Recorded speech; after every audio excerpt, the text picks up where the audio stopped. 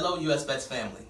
On behalf of our CEO, Steve Peck, the National Office, the VPs, and all the Executive Directors, we'd like to thank you for your response to the COVID-19 pandemic. Due to your hard work, we have had minimal positive tests amongst the clients, veterans, and families we serve, and 0 positive tests among the staff members. We will now be moving towards evolving engagement, which means we'll be increasing services, but still keeping safety at the forefront. So again, thank you. 2020 has been a rough year so far. COVID-19, we lost some long-term staff members who passed away unrelated to COVID-19, and we all see what's going on in the country right now with the civil unrest due to racial discrimination. This can be a very difficult conversation to have, and it's sometimes hard to find the right words that fit everyone. But I'm going to make a genuine attempt, and I hope you too will do that and have the dialogue amongst yourselves. By now, all the sites have met with the staff member to talk about the feelings that have been generated by what's going on in the country. Now, for some of the sites, you had the conversation, and it's not so much at the forefront. For other sites, it's right in your backyard. The intention of this video and message is to let everyone know where U.S.VETS stands as an organization when it comes to racial discrimination, social equality, equity, and justice. It is not intended to offend anyone or cast aspersions on any one community or group.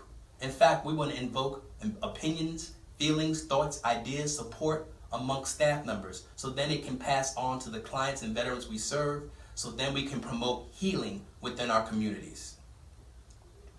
By now, you all have either witnessed or talked about or heard about the brutal murder of George Floyd at the hands of a police officer, while other police officers either helped him or ignored it, while bystanders pleaded for his life, while he himself begged for his life, while calling out for his deceased mother. Unfortunately, the Black community and other minorities have been oppressed, have suffered this type of discrimination for far too many years. And it deeply saddens me that in 2020 we're still talking about this issue, because this is not what our country stands for. U.S.VETS stands for social equality, equity, and justice. We denounce racism publicly, privately, professionally, and personally. And we do this by having candid conversations at the national office and encouraging executive directors to do the same thing at the site level, because we believe we can have constructive conversations and still focus on our mission. Because make no mistake about it, the mission is dealing with these societal issues. It's advocating for those who have been oppressed, discriminated against, marginalized, so they can have the same opportunity that anyone else has in this country. Now, many people outside of the Black community have asked me, well, what can I do? And my answer always remains the same.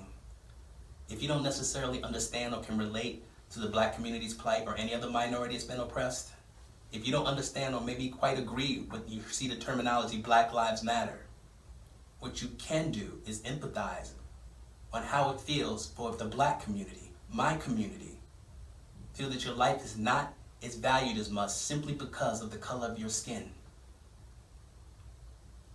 That a person in a position of authority can racially target you and then attack that stereotype. Now, I don't pretend to have the answer to these questions, but what I do know, we won't get to the answer without all cultures coming together. No change in this country has ever come without civil unrest, going all the way back to how our country was founded with the Revolutionary War. So while I do not promote or condone violence or destruction of businesses, let's be clear, that is a symptom of a deep-rooted problem. If you get rid of the root, the symptom goes away. And the root is institutional racism and systematic oppression. It is no longer feasible or rational to ask a community to turn the other cheek. What we should be asking as a group, as a culture, no matter what your ethnic background is, stop hitting us, and there'd be no need to even talk about the other cheek. The Black community is literally asking, stop killing us. And some people are saying, okay, but there is no but. All cultures should come together and peacefully protest. We should vote. We should defend each other's culture publicly and privately. And we should create allies that are helping the communities that are not necessarily a part of that community. No major change can happen with the minorities unless the majority jump in. This is not just a Black problem, it's a community problem. It's an America problem. And it takes all of us at the table to do that. It is no longer feasible or rational or reasonable to ask the people being oppressed to solve the problems of the oppressor. So what we want to do is have the conversations despite our different backgrounds. And we want U.S.VETS to be a part of that solution, because we all come from different backgrounds, and yet we solve problems every day. So we know it can be done if we hold true to what our moral values are supposed to be. You know, my son turned 22 last week, and he called me, and he didn't call me to talk about his birthday, and he graduated West Point today. And I'm not saying that to brag. I'm saying that as a proud father, that when he called me, he didn't want to talk about graduation. He was talking about thanking me for helping him learn how to navigate the world as a young black male. See, he grew up with me in Hawaii. Middle class, not much racial overtone, because very multicultural. And when I had the conversation with him when he was 13, the same conversation my dad had with me, the conversation goes about what you do when the police pull you over, so you come home alive, that you have to work twice as hard to get what you want because you may not get the break. You can't make mistakes because you may not get a second chance. People are gonna look at you as a stereotype and you have to overcome that and keep pushing. That conversation. And at the time, he didn't quite understand it and didn't think it was real. He went to the continental United States and has traveled around now. And he said, Dad, you were right. Sometimes people judge me by the color of my skin before they even know who I am, by the comments they make. Now the call was bittersweet. Sweet not because I was right. Sweet because at least I didn't send him out in the world naive, and he remembered those conversations and how to deal with them. Bitter because I didn't want my son to experience that. I have a 13-year-old son, and I'm hoping when he turns 22, he's not going to call me and say, Dad, you were right too. You know what I really hope? Is there'll be no need to even have that conversation at some point with their sons when they have sons.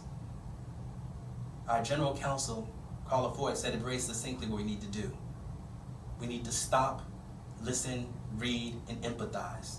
Stop for a moment and be ready to absorb somebody else's experience so you can understand it. Not be ready to defend it, not be ready to attack it, but to be ready to truly absorb it and listen to understand and not to respond. Listen. When we say Black Lives Matter, we're not saying all lives don't matter. If 3 houses were sitting next to each other and only one house is on fire, the other 2 are not, and not even in danger of being on fire, when the fire truck comes, should they hose down all 3 houses? Because all houses do matter. No, they're going to hose down the houses on fire. And the whole community is going to rally against getting people out so it doesn't implode and it doesn't spread, because we're going to pull together and make sure we put this fire out.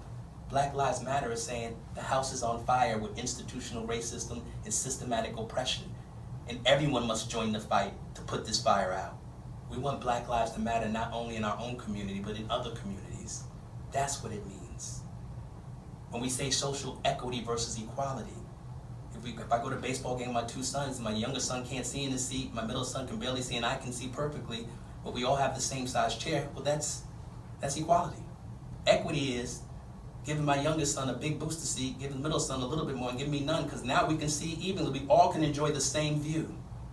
That's giving a helping hand, not a handout, so everyone has the same opportunity to succeed. That's the equity we're talking about. We have to read the historical content of where this country's come from and deal with that pain of listening to it and understanding that there is still an aftermath with that. We can't say, oh, it's over. It's not over. There are things that linger, feelings, thoughts, laws, legislation, culture. We have to read that and understand it in order to deal with it. And then we have to empathize.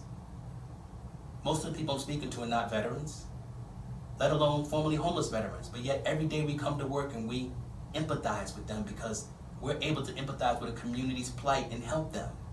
It's the same thing. The minority will ask people to help, to use the privilege to promote humanity. Even if you don't like the privilege or think you have it, understand the plight. U.S.VETS has been doing that in solving homeless veterans for a long time, so I know we can do it in solving other societal issues too. We model behavior we want. Different cultural backgrounds, different genders, working together, one goal. I want to thank you for that work. Keep up the work. Stay in the fight. Thank you.